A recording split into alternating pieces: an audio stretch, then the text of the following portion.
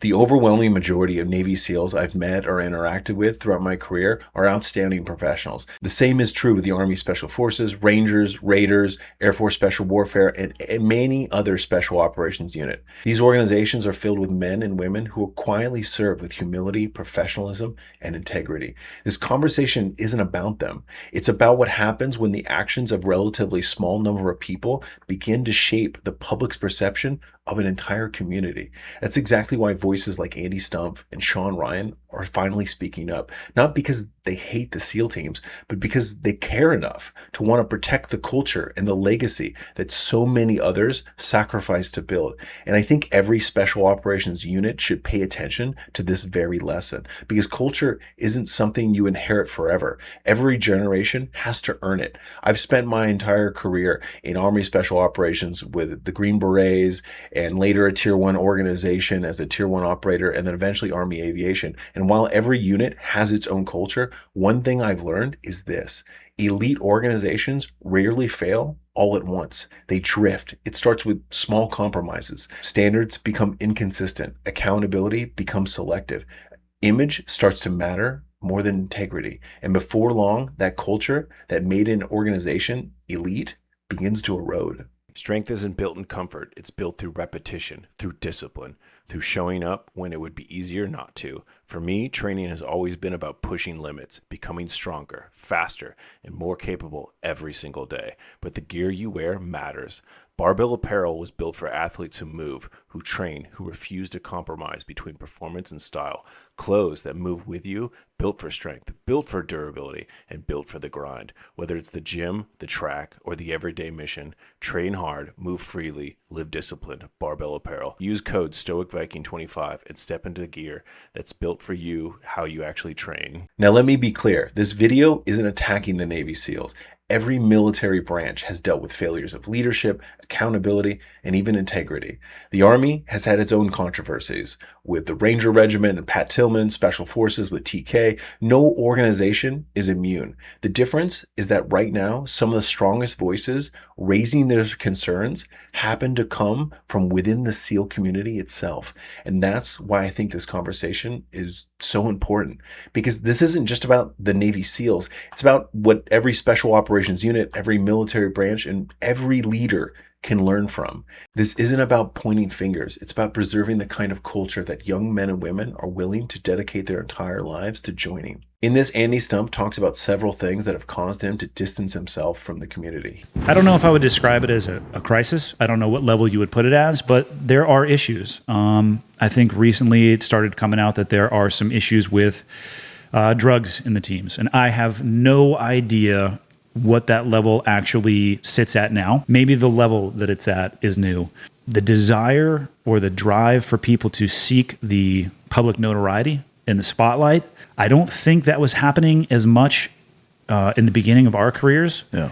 But was there much for them to seek the notoriety for? He talks about drug use. He talks about people chasing notoriety. He talks about social media. He talks about inconsistent accountability.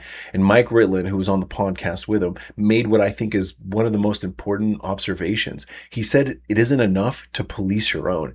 You have to do it consistently. To your point of doing a poor job, I would take it a step further and say, I think we do as a community, a piss poor job of being consistent in how we police our own, because there are times where guys are made a fucking vigorous goddamn example of, and then there's other times where it's, well, I mean, he's a fucking good, like it just gets brushed under the fucking rug, you know, and to me that's bullshit. And that really resonated with me. Throughout my military career, I've seen situations where two people could essentially do the same thing, yet one gets punished and while the other gets protected. Sometimes it's because of rank, sometimes it's because of popularity, sometimes it's because of influence. One of the most obvious examples many service members have seen is the difference in how enlisted personnel and officers are sometimes treated.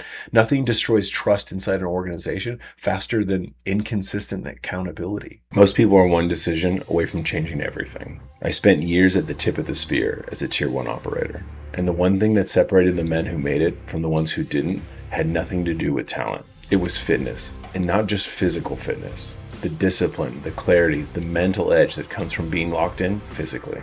And that transfers to every single area of your life. For a limited time, I'm offering a 30-minute one-on-one fitness consultation and audit. We will get on a call and I'll break down exactly what you need to be doing going forward. And not a cookie cutter program, but a custom strategy built for you that you can implement immediately.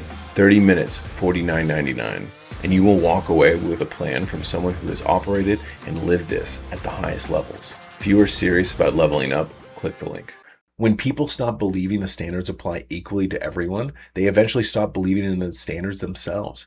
That's when culture begins to erode. And one point I want to make is that I don't think social media created this problem. People have been writing books for decades. Operators have been giving interviews for decades. There have been documentaries and movies about special operations for years.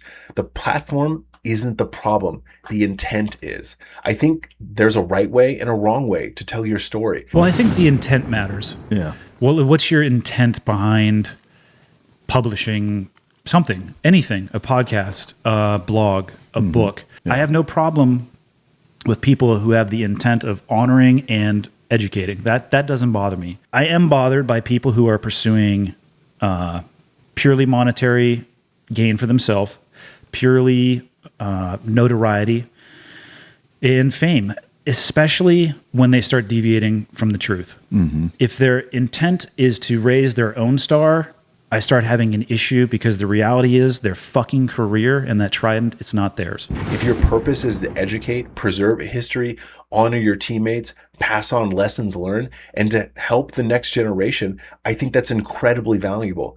Can you make money doing that? Absolutely. There's nothing wrong with building a business around serving others. The problem is when that intent is completely self-serving, when fame becomes the goal, when attention becomes the goal, when money becomes the goal, when building your personal brand becomes more important than protecting the legacy of the organization that you came from.